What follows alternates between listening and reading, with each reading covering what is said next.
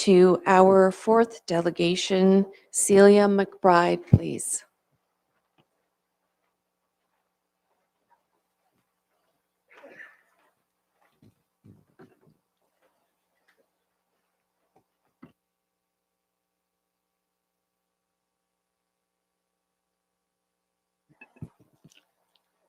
Hello. I'd like to start by saying thank you to Madam Mayor and to councillors for providing me the opportunity to speak. I am aware that this is about the demolition of the hospital, but I think we all understand that one thing is going to lead to another, so I'm going to speak to that. My name is Celia McBride, and for the last 5.5 years, I have been providing spiritual care to the residents of Extendicare Port Hope. I do not speak for Extendicare. I have close relationships with the men and women who are living in that facility, and I'd like to share some of my experience with you, as well as encourage you to be instigators of real change in our community. Bob, not his real name, I've changed all the names, was a highly regarded member of his community who developed Alzheimer's and was moved into long-term care by his family, where he was convinced he'd been locked up in a mental institution and spent all his days trying to get out. Excuse me. They had given him a room on the second floor, a very nice room. After he started threatening to jump and to kill himself, they moved him to the ground floor. I can't help but wonder how someone like Bob would fare on the 7th floor of a nursing home. Bill is an intellectual with academic credits and diplomas covering the walls of his room. He is now coming to terms with the limits of living in an institution. He can't have a coffee maker in his room or keep Metamucil in his bedside table because a resident with dementia might come in and burn herself or poison herself. He has complained and tried to advocate for various freedoms, which have all been denied because of the health and safety regulations that have been designed to keep him and others healthy and safe. But he will be the first to tell you that these same rules are limiting his freedoms and compromising his well-being. He hates it. Sally is 40. She has advanced MS. She has a teenage daughter. All she wants is to be able to live with her daughter, and there are no options for her. None. She's 40 years old. In her mind, she's been put in prison, surrounded by people twice her age that she cannot relate to. She thinks they're all crazy. She spends her days in her room with her curtains drawn, dreaming of an independent living situation, an apartment where she could have the care she needs and where she could continue to raise her daughter. Just this past weekend, I listened to Myrna, a resident who was beside herself with anger and sadness and frustration because there was no staff available to help a co-resident who is exhibiting difficult behaviors. It was Sunday evening. There was a staff shortage, which happens pretty much every weekend. Staff were on break, no one to cover for them, and the residents were alone. I can't tell you how many residents try to get out of the building and can't leave, or how many stand on the second floor looking down at the parking lot and asking, how do I get down there? How do I get out of here? Much of the focus of this process has been on saying no to the Southbridge building because of the corporation's poor track record of quality care and the inappropriate 7-story design. I think these are good enough reasons not to demolish the old hospital and stop the project, but I'm actually here to help you imagine and revision the future of long-term care. Didn't the COVID pandemic teach us, show us in the most horrible ways that something is very, very wrong with our long-term care system? We get to see the crisis for the first time up close and personal. This model is clearly not working, we all said, when we saw the headlines, the death counts, and the staff burning out and leaving in droves. And they're not coming back, by the way. The system needs reform. The Southbridge building is not reform. It's the same model. It's segregated, it's exclusionary, it removes people from their homes.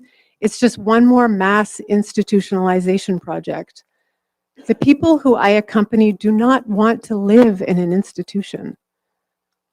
And despite Extendicare's amazing team, despite the state-of-the-art design, and despite everyone's good intentions, the majority of residents are desperately unhappy with this model.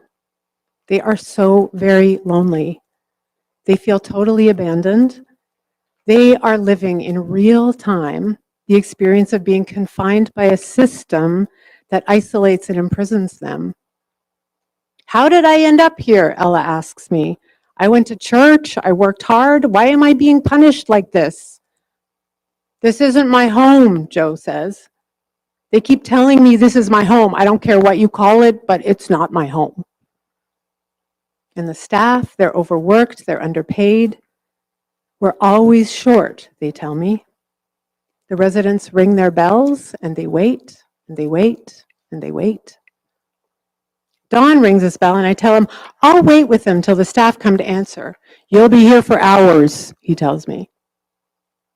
How are we going to fill a 7-story building with staff that promises 4 hours of care per resident when we can't currently fill a 2-story building? Every time I go to work, I see this epidemic of loneliness that institutional care creates. I don't think any of us want to be confined to a little box inside of a bigger box and told it's the very best solution we have. This whole Ward Street process has been about a building where fragile humans will be living for a time next door to a construction site, a building that does have questionable care ideas and institutional isolating design elements, both indoors and out. And these points have been debated and still are over and over again. It's a good thing, it's a bad thing, it works, it doesn't work. But actually what's not up for debate is that the current long-term care model does not work. The current model is unjust. I see it. I see how it takes away people's freedom. And I'm here to ask you to decide to be leaders at the forefront of reforming a broken system, of saying no to an outdated model, to be creators of something new, to instigate real change that addresses the epidemic of loneliness and reforms an outdated model. We need visionary leadership to make these changes. We need each of you to stand up and say, let's be the ones to take a risk. Let's buck the status quo and let's make a more radical choice, an unpopular choice. Let's say we're going to advocate for more inclusive and respectful alternatives, better design options, different architecture and outdoor space.